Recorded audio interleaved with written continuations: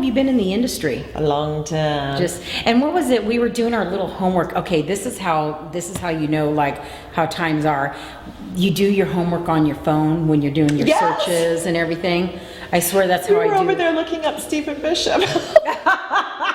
We're like, okay, he's in a movie with Brad Pitt. Okay, let's see what else. That's hysterical. Hi, Stephen. And kind of a smooth operator. Right? With his poker face. Totally, right? I almost suddenly became like a really dumb girl, like, hi, you know? I get it. And I was trying to like hold myself together. You're like, it's cool, hi. I'm Yeah, Dr. totally. Garcia, and welcome to my show. I think some of my coolness kind of went away for a minute. Rightfully so. I'm like, whatever, that's hysterical. So we were searching some stuff. So of course, lovely Jeanette, she's all searching some different things. Now, I think I'm trying to remember, you had done some stuff like in Newport Beach and... Oh wow, you guys really did do some research. Yeah. Yeah, I was Miss Newport Beach. See? Yes, we're and Miss good California. stalkers, I tell you. That's amazing. Yeah. Well, that actually... Jeanette's real, I can't even take the credit because she's totally looking like, hey, you know, it was really funny. That's so funny. Well, that's actually initially how I met Roger Neal. Stop it. He was my judge in the Miss California pageant. Really? Yeah.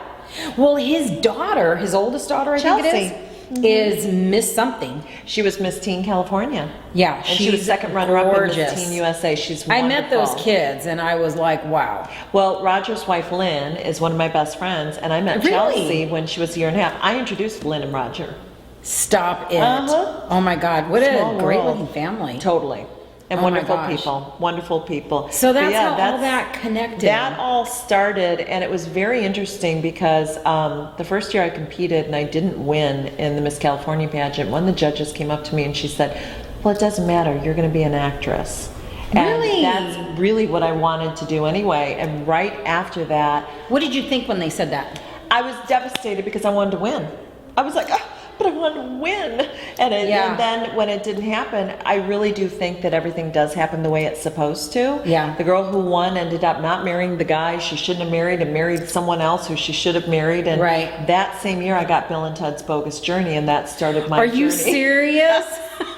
That's great. I'm giving away a little information. Yes. I know, but that's okay. Well, I was really smart because the director said, write your own dialogue. I got to play a reporter, a rock and roll reporter. So I used the Oh my God, that totally fits. I could see that. Oh yeah, it was great. And I had a red curly wig on, and I used the name Kate Axelrod because Kate Axelrod was actually the director's assistant. Wait, that was her real name? That was her real name. So I used it in the film, so of course I got to stay in. Wait, was that like a real name, or did she like really? That was her name. I totally want to have a name like Kate Axelrod. Great name, right? Yeah. Yeah. And then I'm going to go on the road with some rock band or something, you know? And I'll be sure and be a groupie. Yeah, totally. So you did the Bill and Ted's Bogus Journey, and then did Sister Act 2. And got to work with Whoopi Goldberg, who's wonderful. Love her. Wonderful and amazing. And Bill Duke directed that. We were just talking about her today at home. She's incredible. Incredible lady. I love her. And I love Bill Duke, who directed it. Wow. And then, oddly enough, I was what did you do in that? In Sister Act 2 it was? In Sister Act 2, I was one of the stage managers. I mean, I literally like took the students' robes and was like, I've got it, or something. Yeah. Something really intense. You know what you had to do, like in those movies, especially because we all start out with those roles, you know? I've had some pretty interesting roles, but J-Lo like hit the mark when she did that, because when she was doing In Living Color, girlfriend moved out from the side of the camera, you know, and like the other dancers are kind of like, no, we're in the background, and you can tell she's like, y'all better get a close-up on me, for real. Yeah. She did that, and it was, I'm like, she was focused, and they catch this footage, and I was like, when you have that kind of focus though. Yeah. You know? Yeah. So you could have been one of those crazy stage managers who's like, you know. I know, and I thought, I wore my glasses because I thought it made me look more like a stage manager. Really? A stage manager with okay. Yeah. It worked for me then. Well, it's interesting though, because Bill Duke, actually I went in and I asked for a role, and he gave me one. He and Whoopi gave me the role. And then years later, I shot Red Dragon, which Brett Ratner. So like Whoopi gave her okay for you? In a sense, so that's yeah. cool. Yeah, because I remember I like gave her a letter, and I went in and I talked to Bill, and next thing I knew I had a role. Oh, okay. And then Bill ended up being an actor in Red Dragon that I also was in many years later. We didn't work together, Yeah. but we're both in the same film. Yeah. So Cool. And now so you have this film Skyline that sounds like very Awesome. like one of Science those kind of fiction. thriller type. yes. Yeah. What like right now, since you know how people go through like a certain path in their career and then they find other directions that they want to go or what they're focusing on, like what's I guess kind of where you want to go now, or are you doing some of that right now? Well, I was really fortunate with this film because when I saw what my audition was and the dialogue was really, really intense, heavy emotional, I tend to be really good at that. That's very easy for me. Really? Yeah, and I love doing it.